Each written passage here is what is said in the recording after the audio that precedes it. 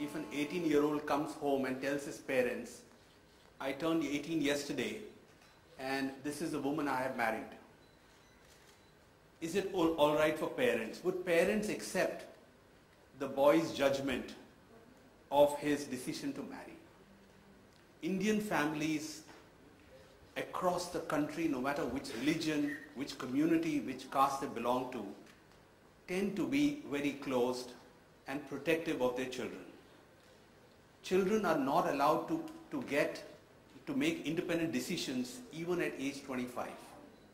It's very rare for that to happen.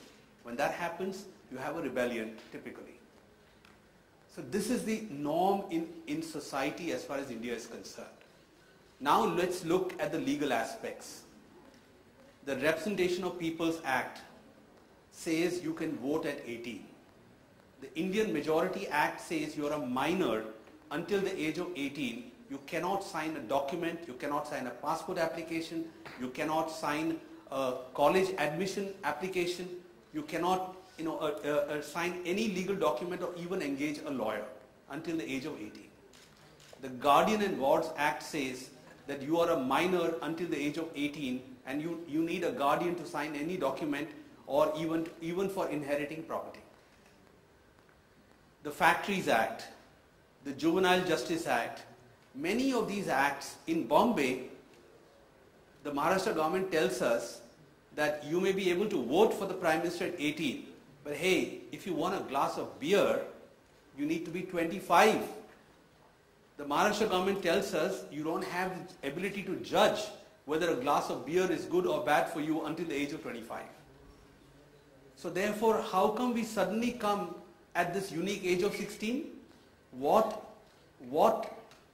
prevented us from picking 15 or 17? What is the basis for 16? Is there any statistics that shows that at 16 something changes? What actually happens at 16? You have 10 years of education, you have just passed the 10th standard at age 16. And it is our case that these 10th standard pass students know the ability to judge their behavior and the risks that their action might result in. In fact, when the Justice Verma Committee was set up post the Delhi gang rape, we all made submissions. The Justice Verma Committee extensively went into this question of whether juveniles below 18 who commit a heinous crime should be treated as adults. He noted, in fact, the learned judge noted that worldwide research shows that that part of the brain which helps a person evaluate the risk of any action starts developing at 18 and matures at 25. Now when we talk about punishment, Kabir Bedi has correctly said that any punishment should have a deterrence value. However, deterrence is 1/3 of a punishment. The other two are retribution and reformation.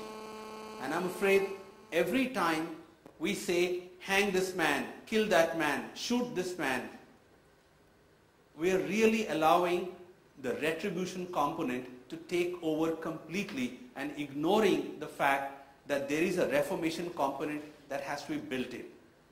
If an adult tomorrow, a 30-year-old says in front of a judge in the adult court that, look here, I may be 30 years old, but my judgment and my thinking is that of a 15-year-old, so therefore I should not